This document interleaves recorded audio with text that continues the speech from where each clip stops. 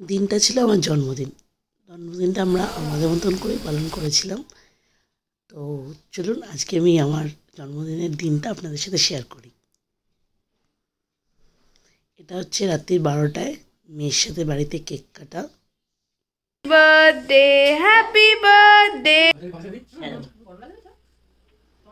Cake কাটতে গিয়ে মেয়ে বেশি খুশি হয়, এই বাচ্চাদের ধর্ম হতো এগুলো করতে গিয়ে খুশি।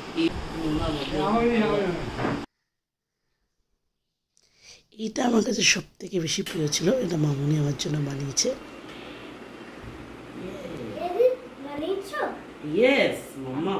আমি বানিয়েছি। আমি যেহেতু ক্রিম কেক খেতে ভালোবাসি না, এটার জন্য মামুনি প্রত্যেকবার আমার জন্য বানায়।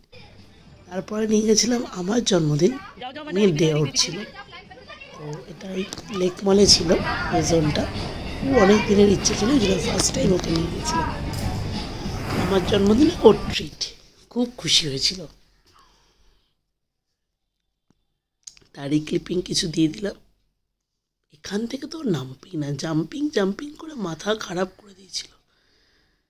সে কীভাবে পড়ছে উল্টে পাল্টে, ওফ! ওইখান থেকে যে নামানো কী চাপ হয়েছিল আমাদের।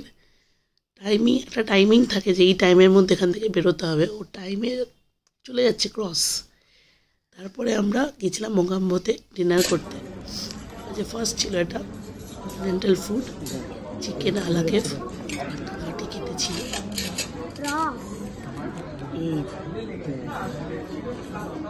যেটা একদম বাড়িতে বানাবো, দেখেছি রেসিপিটা।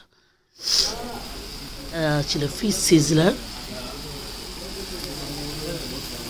খাবারের কোয়ালিটি যথেষ্ট ভালো ছিল ওদের।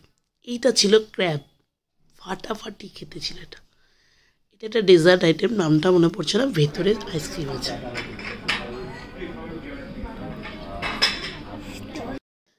আমার এই বিশেষ দিনটা আপনাদের সাথে শেয়ার করলাম, কেমন লাগলো অবশ্যই একটা কমেন্ট করে জানাবেন।